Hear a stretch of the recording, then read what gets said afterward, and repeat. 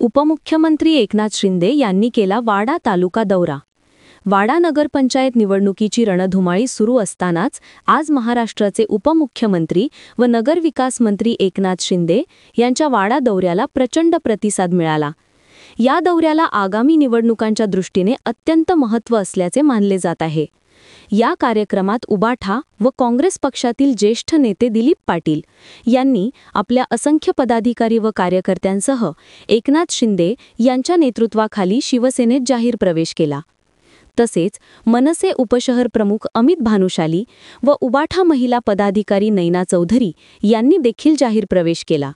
सभेसाठी आमदार शांताराम मोरे तसेच ज्येष्ठ नेते व स्टार प्रचारक प्रकाश पाटील यांच्यासह सर्व तालुका पदाधिकारी कार्यकर्ते मोठ्या संख्येने उपस्थित होते। महिलांनीही उत्स्फूर्त सहभाग नोंदवत वातावरणात उत्साहाची लाट निर्माण केली। एकनाथ शिंदे यांनी आपल्या भाषणात जुन्या आठवणींना उजाळा देत कार्यकर्त्यांशी भावनिक संवाद साधला। 17 उमेदवार म्हणजे विरोधकांसाठी खतरा आहे आणि आपल्यासाठी विजयाची जत्रा आहे आणि म्हणून 3 तारखेला आपल्याला फटाके फोडायचेत ना, फोडणार ना फटाके। मग 2 तारखेला तुम्हाला धनुष्य बाणाची बटणं सगळी दाबावी लागतील आणि म्हणून सकाळी पहिलं मतदान आपलं करून मग बाकी सर्व लोकांचं मतदारांना घेऊन जाणं आणि मतदान करून घेणं हे आपलं सगळ्यांचं कर्तव्य आहे आणि म्हणून आपला उमेदवार जिंकणारच आहे, पण रेकॉर्ड ब्रेक मताने जिंकला पाहिजे अशा प्रकारचा माहोल वाड्यामध्ये तुम्ही बनवलेला आहे। एवढ्या मोठ्या संख्येने तुम्ही उपस्थित आहात, तुम्ही निश्चय केलेला आहे। खरं म्हणजे प्रकाश पाटील यांनी सांगितलं की आपण बरीचशी कामं केली आहे, या ठिकाणी आणखी आपल्याला कामं करायची आहे आणि म्हणून लाडक्या बहिणी सत्तेत आल्यावर विकासाचा चमत्कार केल्याशिवाय राहणार नाही हा विश्वास मी आपल्याला देतो।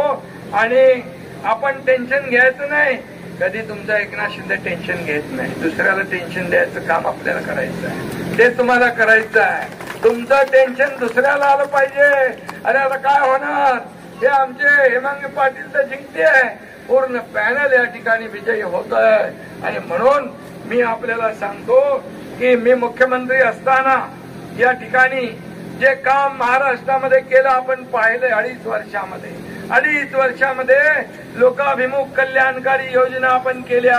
वाडा नगरपंचायतीसाठी पाणी पुरवठा योजनेला 52 कोटी रुपये दिले, कारण नगर विकास खात्याकडे तो विभाग आहे आणि नगर विकास खाते तुमच्या एकनाथ शिंदेकडे आहे।